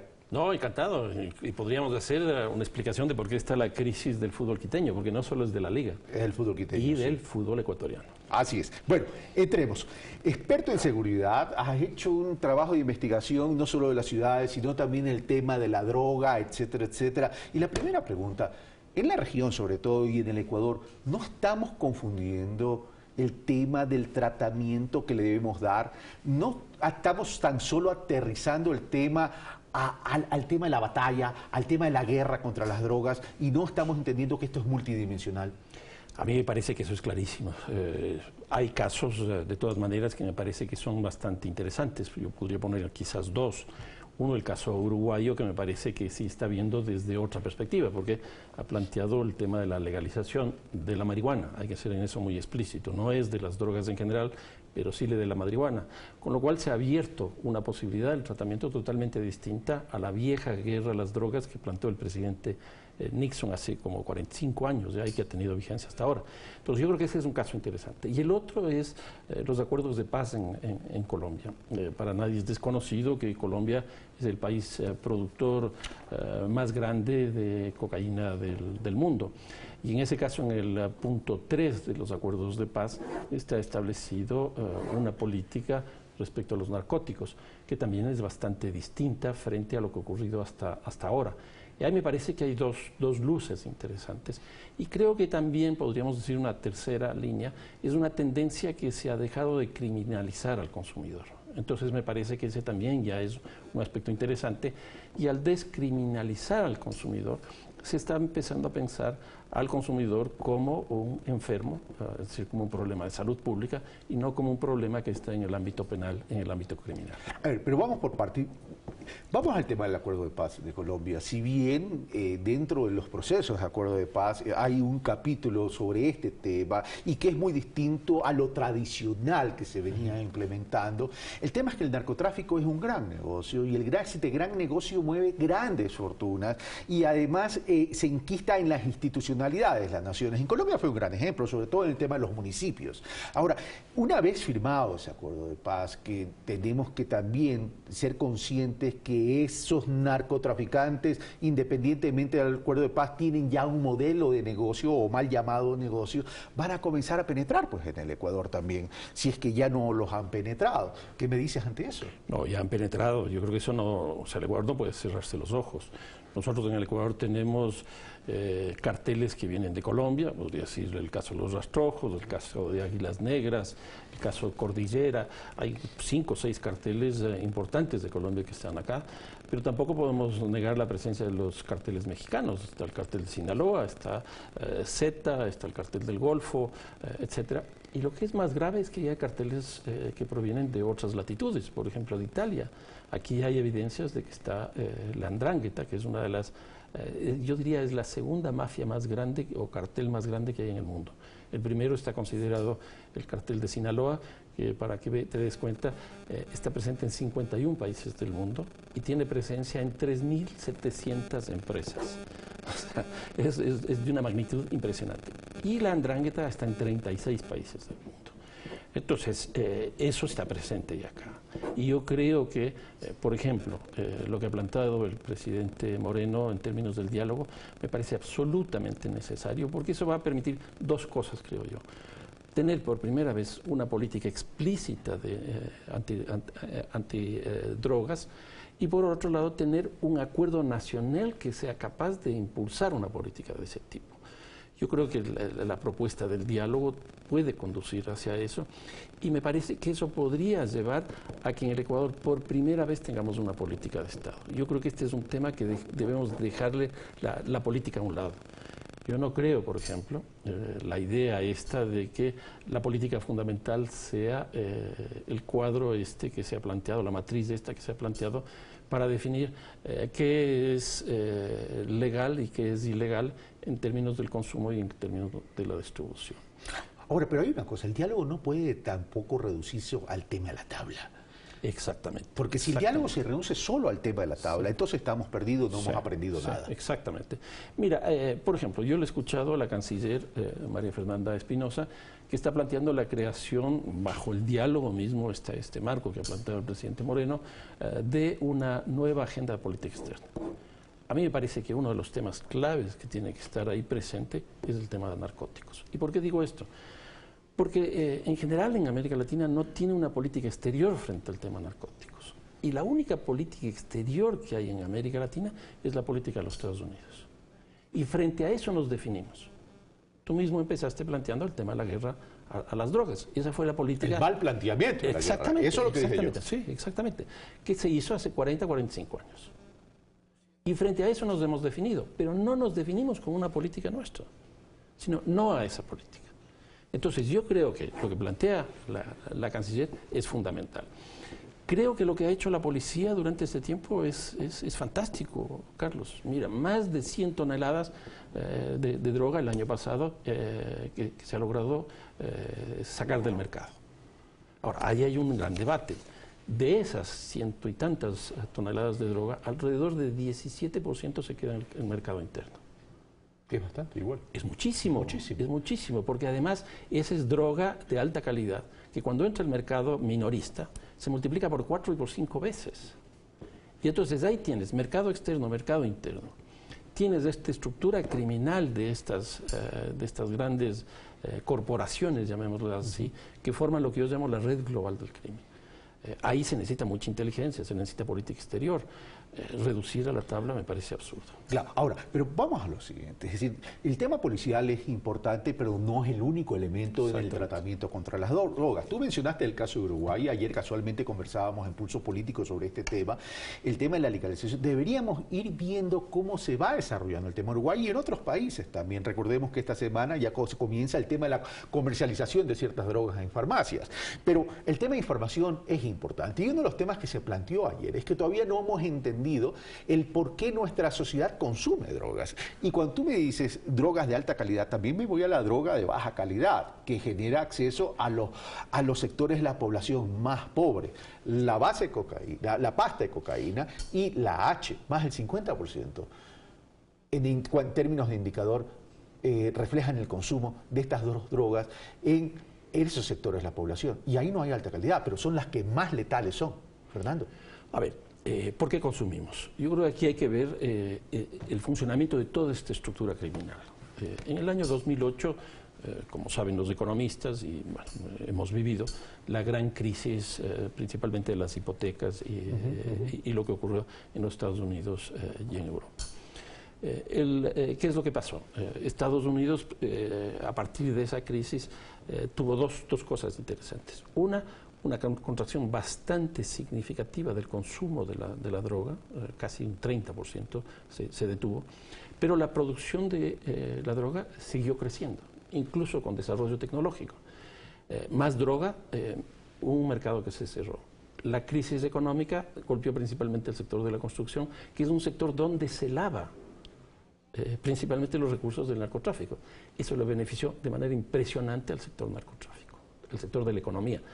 Mueve 900.000 millones de dólares al año, Carlos, una cantidad, son 8 veces el Producto Interno Bruto del Ecuador, una cantidad inconmensurable. Entonces, ¿qué es lo que ocurrió? Se cerró el mercado de los Estados Unidos, el narcotráfico mejoró sustancialmente sus ingresos por la crisis y lo que se produjo fue una globalización del consumo. ¿Por qué? Porque como ya los Estados Unidos no consumían, se abrieron nuevos mercados. Ahí entró Europa, ahí entró África, entró Oceanía, entró Australia. Para que tengas una idea del tema de los precios. En Colombia y Ecuador relativamente parecido el kilo de la cocaína, alrededor de $2.000. Cuando llega a México, a la frontera con los Estados Unidos, está en 60.000. En el caso de la venta en las calles de Nueva York está en 120.000. y cuando llega a Australia está en $250.000. O sea, estamos hablando de un modelo ya de exactamente. Y entonces, ¿qué es lo que ocurrió? Se globalizó el consumo.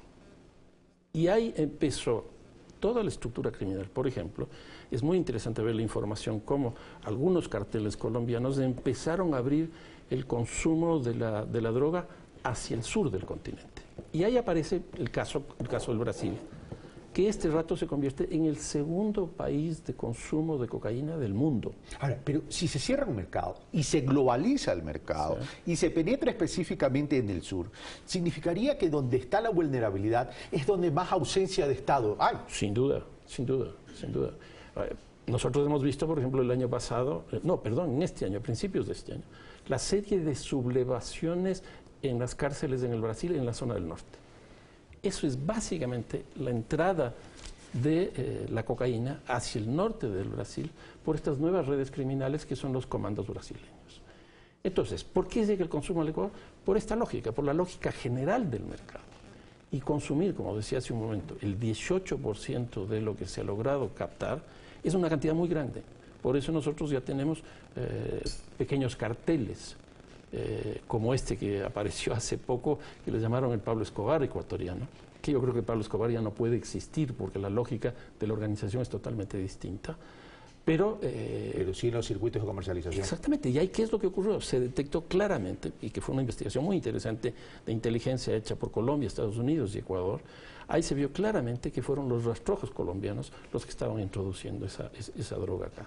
Y el vínculo con el cartel de Sinaloa. Entonces, si nosotros nos quedamos nuevamente en las tablas, no estamos entendiendo en absoluto nada del problema. Y si nos quedamos tan solo en las restricciones, tampoco creo que tampoco. Aquí es un tema de inteligencia, aquí es un tema de policía, aquí es un tema de política exterior, aquí es un tema de control del consumo interno, aquí es un problema... Mira, nosotros estamos exportando la cocaína que nos entra del Perú y de Colombia, principalmente por dos lugares. Uno, la costa ecuatoriana, que tiene las tasas de asesinatos más altas del Ecuador. Y lo que hemos visto, caletas, y hemos visto y algunas cosas ahí. Y la segunda es la zona de Sucumbíos, porque por ahí se está yendo la droga hacia el Brasil. Nosotros ya tenemos laboratorios. Todo esto también es parte de lo que ocurrió con el Plan Colombia desde el 2001 desde el 2000 hasta el 2015. Ahí se produjo lo que algunos autores llaman el efecto cucaracha o el efecto globo, que produjo que algunas de las fases de producción que se hacían en Colombia empiecen a hacerse en el Ecuador. Ojalá que este diálogo que ha convocado el presidente Moreno en relación al tema de las drogas se lo vea no de la forma de los intereses de los partidos políticos en términos de sus propuestas, sino ver el problema de forma global y de forma integral. No reconocer un problema es agrandarlo. Sin duda, yo creo que ese es el enfoque.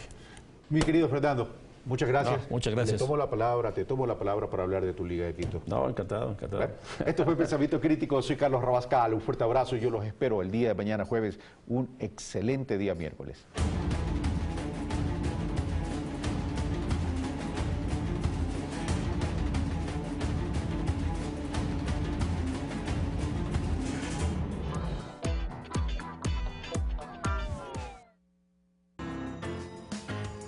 Esta semana, Rafael Correa, junto a Javier Lazo, en una entrevista exclusiva, un programa en vivo. Palabra suelta, esta noche, 22 horas.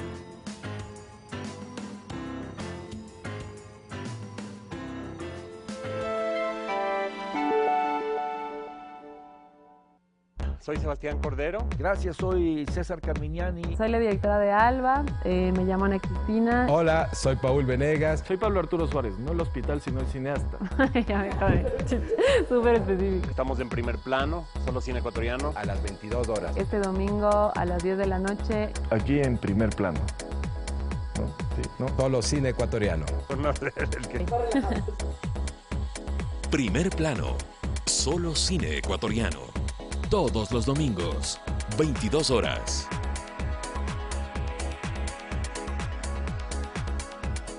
En la Sociedad de Lectores de El Telégrafo hay personas que comparten tus gustos y aficiones. Por ejemplo, Luna, que le encanta el entretenimiento y el arte. A Edu le apasiona la tecnología y la innovación. Y el decano cuida tanto de su auto como de su salud. Todos ellos descubren grandes descuentos y beneficios. Únete en www.sociedaddelectores.com.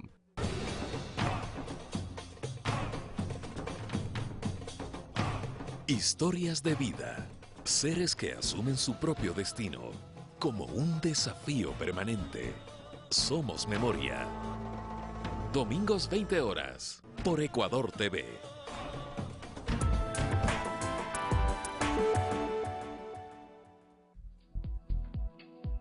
Queremos niños sanos y felices y para eso necesitamos niños bien alimentados. Por supuesto, la nutrición infantil, tan importante para ese desarrollo fundamental de los más pequeños del hogar. Nosotros hablaremos con expertos. Así es, para recomendarles también, sobre todo por los altos índices de desnutrición y obesidad en el Ecuador. Le esperamos entonces, como siempre, aquí al mediodía.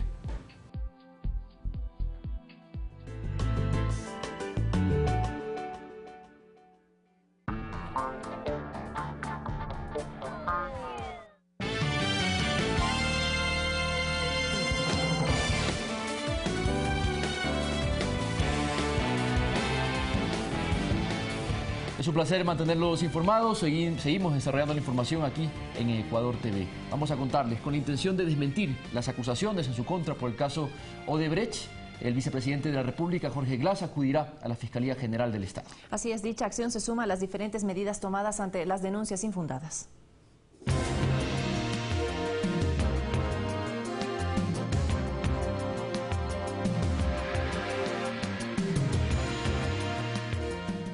A las 9 horas de este miércoles 5 de julio, el segundo mandatario Jorge Glass acudirá ante el fiscal Carlos Vaca para continuar en su apoyo al esclarecimiento del caso Odebrecht, con lo que ya son incontables las veces en que desde diferentes espacios el segundo mandatario ha presentado sus pruebas de descargo ante las acusaciones de presunta responsabilidad. Respaldar al sistema de justicia. Vivimos un Estado de Derecho, no un estado de opinión o de la política de los que perdieron las elecciones. Aquí hay leyes, aquí hay fiscalía, hay juzgados, hay autoridades de control y son las que tienen que actuar. En este caso es un tema judicial. En entrevistas radiales, el vicepresidente ha resaltado estar a favor de la transparencia y en defensa de los intereses nacionales. Por ello, sus pedidos son reiterativos a ser investigado hasta en lo más mínimo. Que investigue y tome declaración a todos los ministros y exministros que han tenido contratos con Odebrecht, incluyéndome a mí. Glass ha sostenido que su presencia en la Comisión de Fiscalización permitió desbaratar un artificio sobre su responsabilidad política en los presuntos hechos de corrupción. Y mi responsabilidad histórica es responder ante el pueblo ecuatoriano y defender 10 años de gestión con Rafael Correa Delgado y los 4 años que están empezando con Lenín Moreno Garcés. Los ciudadanos consultados coinciden en que las acciones emprendidas por el vicepresidente Jorge Glass son las adecuadas para limpiar su honra. Si él es inocente no hay ningún problema, tiene derecho a defenderse. Que lo haga, que tiene derecho a defenderse y pues si es inocente pues en todo caso se demostrará, ¿no? Y quedará muy bien. Mirta Carrillo, Ecuador TV.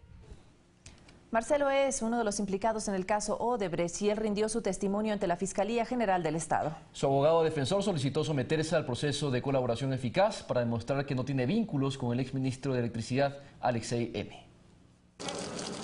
Este martes rindió su testimonio el tío político del exministro de Energía, Marcelo E., quien está presuntamente implicado en la red de corrupción implementada por la empresa Odebrecht en nuestro país.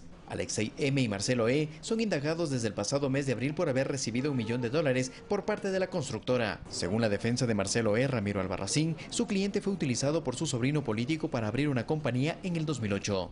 El ingeniero Mosquera le dice a Marcelo Endara: necesito formar una empresa. Con $200.000 que me gané en unos trabajos realizados, te voy a entregar el 20%.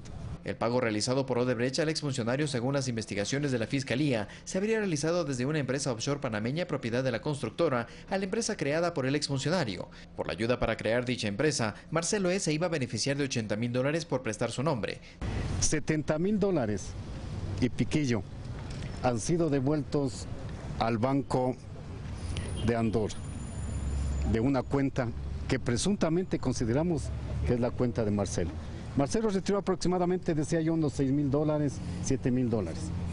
Pero por el tiempo transcurrido, él retiró aproximadamente unos $9.000, que coincidirían con los $70.000 y se harían los $80.000 que presuntamente fue depositado en la cuenta de Marcelo Endara.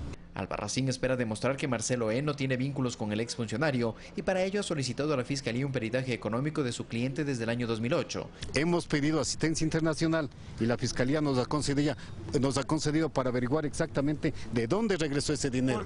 Además espera que la Fiscalía le permita someterse al procedimiento de cooperación eficaz, un mecanismo jurídico que otorga una menor pena a cambio de información importante. En el 2008 le dijo, hagamos la empresa. Y en el 2008 era ministro. Claro, y era ministro. Entonces es una cooperación. Carlos Flores, Ecuador TV.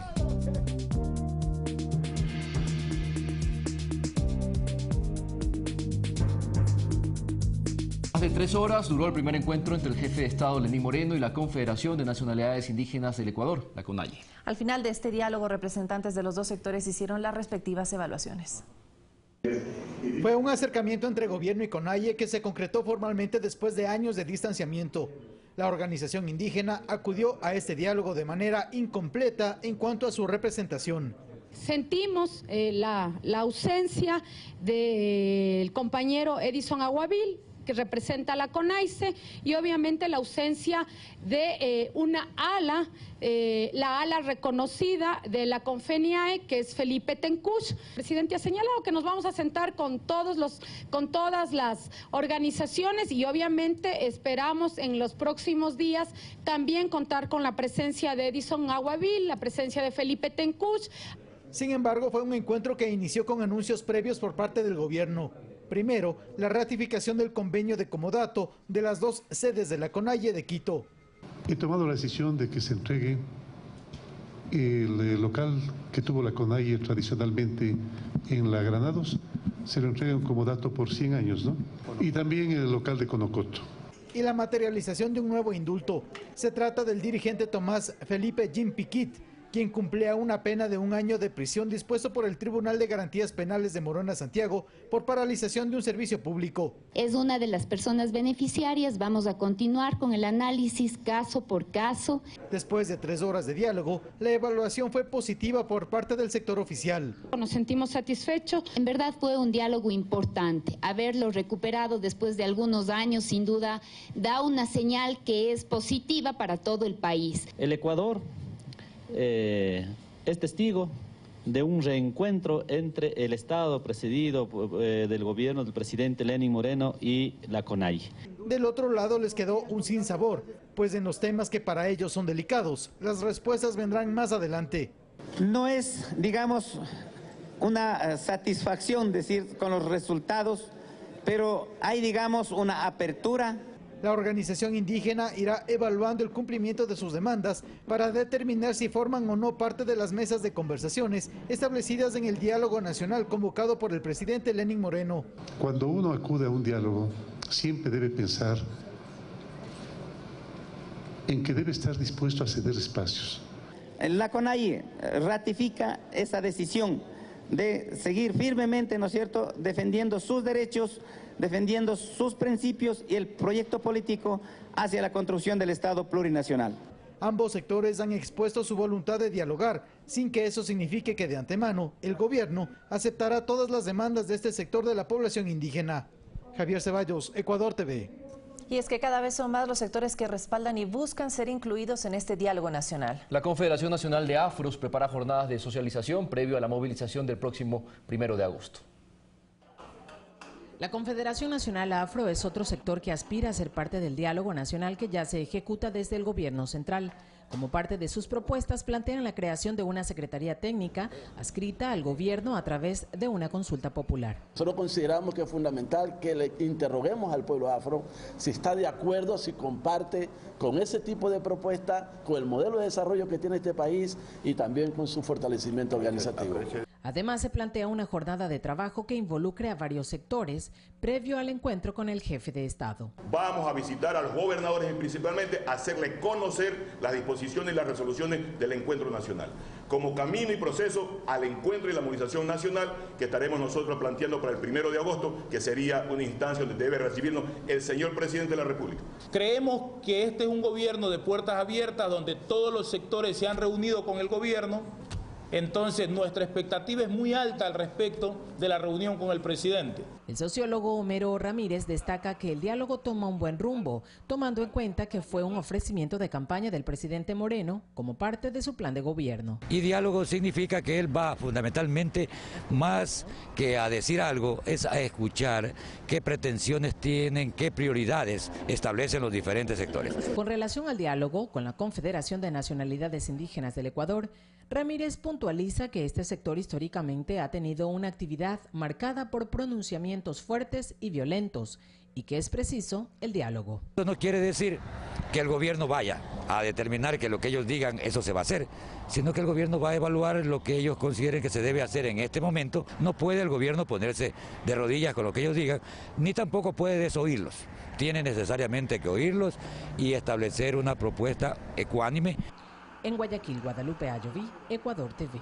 Y en el mismo marco del diálogo nacional, el alcalde de Loja, José Bolívar Castillo, fue recibido por el primer mandatario Lenín Moreno. Un encuentro donde se abordaron temas de carácter político vinculado al proyecto ganador en las urnas, así como los inherentes a la necesidad de la ciudad.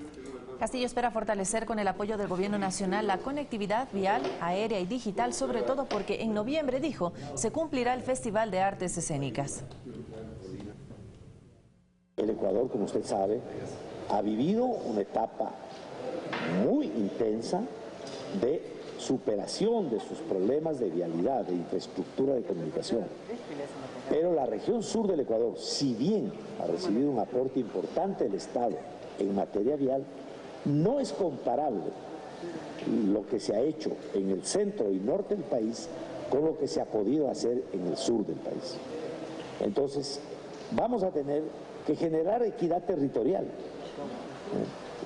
y vamos a hablar con los distintos ministros para poder tener, digamos, respuesta y solución a los problemas fundamentales.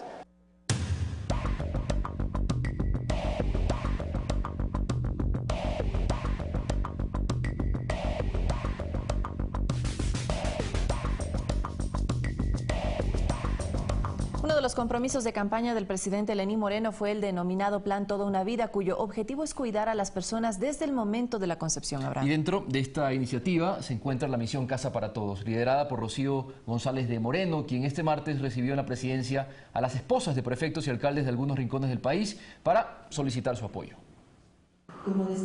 Fue en el salón de banquetes del Palacio de Carondelet donde Rocío González, esposa del presidente Moreno, se reunió con las esposas de alcaldes y prefectos de Pichincha, Carchi, Imbabura y Santo Domingo.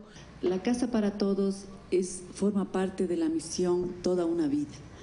Esta misión es algo que va a cubrir todos los programas, desde que nace un niño, cuando está en gestación, hasta que Dios decide cerrarle los ojos. Aquí les solicitó sean madrinas en territorio de la misión Casa para Todos, que es uno de los proyectos más ambiciosos del gobierno para cubrir el actual déficit de vivienda en todo el país. Que es un programa que espero que ustedes lo analicen, lo acepten, lo lleven en su corazón y lo lleven a cada una de sus cantones, porque es algo que va a resultar en beneficio de todos. Irina Cabezas, secretaria técnica del Plan Toda una Vida, manifestó la importancia de contar con el respaldo de los gobiernos locales, por ejemplo, en la donación de terrenos para la edificación de casas. También va a visibilizar la sensibilidad de los alcaldes, el compromiso de los alcaldes por entregar a sus ciudadanos, a sus habitantes más necesitados, un programa en donde le dignifique sobre todo la calidad de vida. Horas antes, Cabezas anunció junto al alcalde de Quito que en la capital se levantarán 3.100 viviendas dentro del Plan Gubernamental Casa para Todos, en terrenos donados por el municipio. Alexis Moncayo, Ecuador TV.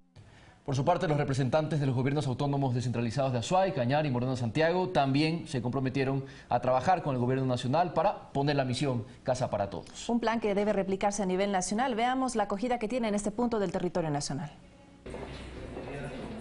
El objetivo es que los municipios de las provincias de Azuay, Cañar y Morona Santiago conozcan el lineamiento general y las estrategias para ejecutar la propuesta de campaña del presidente Lenín Moreno. La misión Casa para Todos, dentro del plan Toda una Vida. Y ustedes, como representantes de los gobiernos autónomos descentralizados, también juegan un rol clave en el acompañamiento y en el apoyo precisamente para el levantamiento de esta información y sobre todo la actualización del registro social. Una misión gubernamental que pretende construir 325.000 nuevas viviendas en todo el país. Para las 191.000 familias más pobres serán casas sin costo alguno. Es ya parte de los compromisos de política pública. Para lograr la meta, los participantes de este encuentro regional se comprometieron desde sus competencias a realizar las gestiones necesarias. Bueno, nosotros estamos haciendo un trabajo primero de coordinación, de identificación, diagnóstico del problema que estamos teniendo habitacional en cada uno de los cantones. La administración pública se caracteriza por la corresponsabilidad y en eso creo que tenemos que involucrar, tomar conciencia a los municipios. El Ministerio de Vivienda y los gobiernos locales identificarán a los posibles beneficiarios del plan. Se determinará la disposición del suelo urbano y rural con acceso a servicios básicos. Los municipios deberán agilizar los procesos de aprobación de proyectos de vivienda y habrán constantes acercamientos con agentes económicos. El poder llegar con vivienda a los sectores más vulnerables de la sociedad es para nosotros un objetivo estratégico.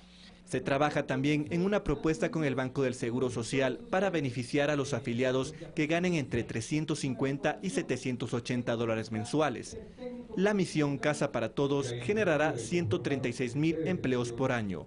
Alberto Ochoa, Ecuador TV. Y otra iniciativa que se enmarca dentro del plan Toda una Vida es la misión Mis Mejores Años, dirigida a las personas de la tercera edad. Esta propuesta será realidad en los primeros días de agosto. Y se empezarán además a depositar las pensiones a los primeros 5.000 beneficiarios de la misión Mis Mejores Años. Es un hecho. La misión de Mis Mejores Años se cristalizará en las próximas semanas y en primera instancia beneficiará a 5.000 personas de la tercera edad. Y es que lamentablemente la vejez es para muchos ciudadanos un sinónimo de soledad, pero para quienes no disfrutan de una pensión jubilar, la situación es peor. César Salazar tiene 71 años. En pocas palabras dice lo que se siente al llegar a la tercera edad. Ya somos marginados de cualquier trabajo, cualquier empleo. En vez de vivir alegre, mejor soy más triste, más complejado, sin trabajo. La misión Mis Mejores Años es una propuesta de campaña del entonces candidato presidencial Lenín Moreno. La misma, como muchas, tras este primer mes de gobierno, se está cumpliendo. La misión Mis Mejores Años consiste en dar cobertura a 560.000 adultos mayores que están en condiciones de pobreza. Igualmente, la pensión se aumenta de 50 a 100 dólares. También recibirán atención médica gratuita, servicios gerontológicos, así como actividades educativas y recreativas. María Felisa Tacituña y Simón Bolívar Tapia aseguran que eso es la mejor noticia que han recibido en su vida, ya que se continúa de esta forma con un postulado del proyecto político de la Revolución Ciudadana, que es velar por el bienestar de la población en general. Porque cuánta gente que no ha tenido nada, toda la vida, resultó como un milagro. Yo le agradezco bastante al señor Correa y si sigue el señor Lenín Moreno haciendo eso está bien porque hay gente que no tenemos. Para César Salazar y María Bastidas, esto no es sino una muestra de toda una política que ha llevado adelante dicho proyecto político. El presidente Correa por lo menos dejó un principio para que el continuismo siga. Lo que a los opositores no les gustaba eso, que siga el continuismo. Que nos ayuden porque también ya estoy en la tercera edad. Marcia Bastidas y Bolívar Tapia aseguran que la misión Mis Mejores Años lo que hará es devolver la dignidad a los adultos mayores. Ya es diferente, pues ya hay preparación para también darles albergue, cultura, alguna cosa a los mayores. Está bien para el rescate de la dignidad del ser humano. El gobierno tiene pensado invertir 300 millones de dólares para atender a los más de 500.000 adultos mayores que serán los beneficiados de este programa. Carlos Flores, Ecuador TV. 7 de la mañana, 56 minutos. Carlos Pérez, ministro de Hidrocarburos, informó que existe un gran interés por parte del sector privado para invertir en la construcción de la refinería del Pacífico. De igual manera, se refirió a la producción petrolera nacional. Y le contamos que en Quito se desarrolló el primer encuentro empresarial Ecuador-Unión Europea. Este cónclave sirvió para que el empresariado ecuatoriano conozca los pormenores de cómo exportar sus productos a Europa. Este jueves en Guayaquil se reunirá el Consejo Consultivo, Productivo y Tributario, donde se continuará con el delineamiento de planes y estrategias que ayuden al pequeño, mediano y gran empresario a llegar a ese mercado. En Manabí se constituyó la primera red de asociaciones de economía popular y solidaria reconocida y amparada por las leyes ecuatorianas para ejercer su actividad. la misma que brindará servicios de alimentación, limpieza, textiles, funerarios, eléctricos y metalmecánicos. El objetivo de esta unión es ampliar el mercado de estos emprendimientos. Actualmente, en esta provincia hay cerca de 1.200 asociaciones que generan fuentes de empleo. El secretario nacional de Educación Superior, Ciencia y Tecnología, Augusto Barrera, mantuvo un diálogo con representantes de la pequeña industria en Ecuador con el propósito de crear una agenda de trabajo conjunta que permita articular las políticas públicas educativas de acuerdo a las necesidades de este sector. Se habló sobre el proyecto de creación del Instituto Tecnológico y Técnico para Pymes, además de levantar un centro de transferencia tecnológica en la ciudad de Quito. En la Asamblea Nacional se analizan varias normativas para contribuir en la lucha contra la corrupción. Así, por ejemplo, en días pasados, el movimiento Fuerza Compromiso Social entregó el proyecto denominado Ley Bisturí. Desde el bloque de Alianza País se habla de la posibilidad de establecer la muerte civil para autoridades y funcionarios que estén involucrados en actos ilícitos, mientras que la oposición plantea fortalecer las instituciones y mejorar los procesos de selección de autoridades de control. Con 11 votos, la Comisión de Justicia de la Legislatura aprobó el informe para segundo debate del proyecto de ley orgánica para la aplicación de la consulta popular. Recordemos que el pasado 19 de febrero, el 55,12% de ecuatorianos votó a favor de la prohibición de autoridades de elección popular y funcionarios públicos que posean bienes o inversiones en paraísos fiscales. Con esta norma, además, se fijan reformas a varias leyes vigentes. Se espera que en esta semana el Pleno sea convocado para conocer la normativa en su totalidad. Este miércoles a las 22 horas por Ecuador TV, en el programa Palabra Suelta, en exclusiva, Javier Lazo entrevistará al expresidente del Ecuador, Rafael Correa. En este espacio se abordarán temas personales, así como del trabajo que realizó en su gestión. Además, se tratará la coyuntura actual.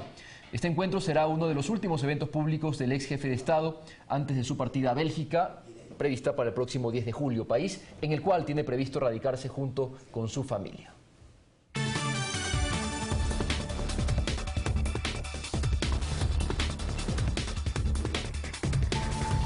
Momento de revisar las noticias de carácter internacional. Le contamos que el Tribunal Supremo de Justicia de Venezuela realizó la audiencia de antejuicio contra la fiscal general Luisa Ortega. En 5 días dará su veredicto para conocer si procede o no un juicio para removerla del cargo. La Defensoría del Pueblo pidió una prueba de polígrafo. En 5 días, el Tribunal Supremo de Justicia de Venezuela dará a conocer su veredicto sobre el inicio o no de un juicio contra la fiscal Luisa Ortega como paso previo a una posible destitución. Esto luego de realizarse la audiencia de antejuicio para exponer los argumentos de defensa y de acusación por faltas graves en el ejercicio de su cargo. El diputado oficialista Pedro Carreño presentó documentos que revelan que la fiscal general, quien desconoció y calificó al Supremo de ilegal, sí participó del proceso de selección de los magistrados. Su firma está en las hojas de las sesiones realizadas el 10 y 16 de diciembre de 2015 y en enero de 2016 cuando fueron posesionados. Ella juega, reitero, el ruin y deleznable papel de atentar contra las instituciones. También conocida como detector de mentira o experticia de la verdad, colocando en severo riesgo la paz de la República. La fiscal Luisa Ortega no asistió al antejuicio de mérito, ya que asegura que será removida de su cargo. En su lugar acudió a la Defensoría Pública, que pidió la suspensión de este proceso. Esto es un golpe de Estado. Ortega ocupó altas funciones en el gobierno de Chávez y fue quien acusó a Leopoldo López para su encarcelación. En los últimos 3 meses se volvió una fuerte crítica del régimen de Nicolás Maduro, quien durante una reunión rechazó que la oposición convoque a un plebiscito simbólico para este 16 de julio. Los mecanismos y los resultados de cualquier proceso electoral del país se llama Consejo Nacional Electoral. Fanny Lara, Ecuador TV. Son las 8 de la mañana, 1 minuto. Vamos a revisar de inmediato los hechos que marcarán la jornada de este miércoles. Se viene nuestro segmento, lo más importante de este día, en lo que se viene. El vicepresidente de la República, Jorge Glass Espinel, acude esta mañana a las 9 horas a rendir su versión dentro del proceso de investigaciones en el caso Odebrecht en la Fiscalía General del Estado. La CONAIE a las 10:30 explicará los detalles de las audiencias en la CIDH sobre las industrias extractivas y el derecho a la identidad cultural de los pueblos indígenas del Ecuador y evaluará la reunión con el gobierno en el marco del diálogo nacional en la sede de la CONAIE en la Granados y 6 de diciembre. El INEVAL, el Ministerio de Educación y la CENESID presentarán los resultados generales y el balance del proceso Ser Bachiller a las 10:30 en la Avenida Amazonas y Atahualpa. Desde las 10 horas a las 12, el Ministerio de Electricidad y Energía Renovables socializa la cooperación técnica entre los gobiernos de Japón y Ecuador. El acto se realizará en el Swiss Hotel Salón Mont Blanc. El reloj marca las 8 de la mañana con 2 minutos y revisamos de inmediato lo que circula a través de las redes sociales. Presten mucha atención. La unidad de materiales peligrosos trabaja al momento para descartar el peligro químico que pudiera significar un derrame de aceite para auto que ocurrió por un accidente de tránsito en el puente de Guápulo. La EMOP avanza con material absorbente para despejar la vía, información que circula a través de las plataformas oficiales de Quito. Los diálogos, en otra información, entre transportistas y el municipio de Quito continuarán. Ahí tienen el tuit de Noticias 7. Desde este miércoles 5 de julio se reducirán los carriles en la avenida Teniente Hugo Ortiz por obras del metro de Quito. Información ampliada en la página web del municipio. Vamos a ver más información.